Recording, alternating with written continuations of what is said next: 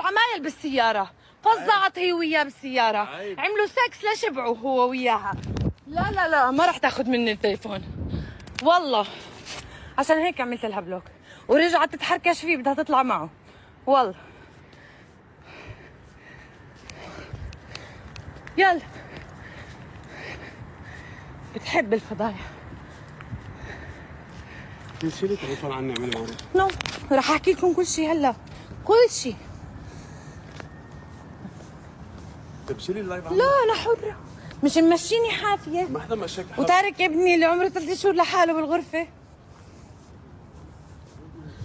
بس سكرت اللايف معكم، اجبرني اسكر لايف، راح طلع فل من الاوتيل والله، فل والله فل، تركني وفل زي ولد ما عنده ولد، ما عنده مرة. ابعد عني وعن اللايف. لا قبل ما تعتذر ما في. قال اطلع.